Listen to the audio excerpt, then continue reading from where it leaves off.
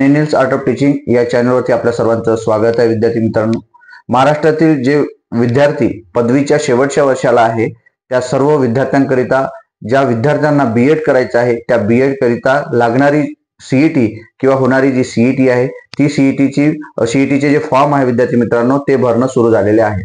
आपल्या विद्यार्थ्यांना सांगू इच्छितो की आपल्याला माहिती आहे विद्यार्थी मित्रांनो की 12वी नंतर जे काही एनईपी आला आहे, न्यू एज्युकेशन पॉलिसी आली आहे, या पॉलिसीनुसार 4 वर्षाचं बीएड, नंतर 3 वर्षाचं आणि 2 वर्षाचं बीएड, या सर्व बीएड आपल्याला माहिती आहे.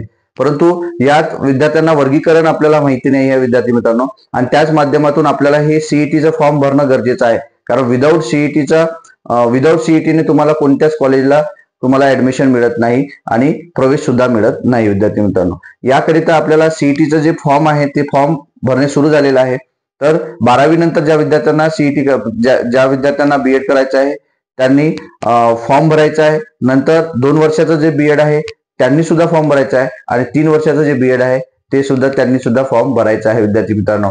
याकरिता लास्ट डेट जी असणार आहे ती लास्ट डेट 28 जानेवारी आहे. यानंतर संधी मिळणार नाही विद्यार्थी मित्रांनो. आणि ज्या विद्यार्थ्यांना बीएड करायचं आहे त्या सर्व विद्यार्थ्यांना सांगू इच्छितो की इंग्रजी माध्यमाचं जर बीएड केलं तर त्याचा फायदा हा पुढील भविष्यात इंग्रजी स्कूल आणि बाकी तो आपल्याला सर्वांना माहिती आहे, तर त्याचा जास्त फायदा आपल्याला होणार आहे.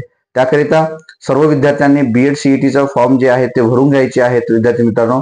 आणि आपल्याला बीएड करायचं असेल तर आणि आपल्या मित्रांना मैत्रिणींना बीएड करायचं असेल तर संपूर्ण ग्रुपला हा व्हिडिओ बीएडच्या संदर्भातला हा शेअर करायचा आहे. कारण त्याशिवाय आपल्याला बीएड सीईटी शिवाय आपल्याला कोणत्याही कॉलेजला प्रवेश मिळत नाही. याकरता हा व्हिडिओ शेअर करा आणि आपल्याला हा व्हिडिओ कसा वाटला हे मात्र कमेंट मध्ये कळवा. आणि इतर जे अपडेट्स असणार आहे त्या अपडेट करता माझ्या या चॅनलला सबस्क्राईब करा. धन्यवाद.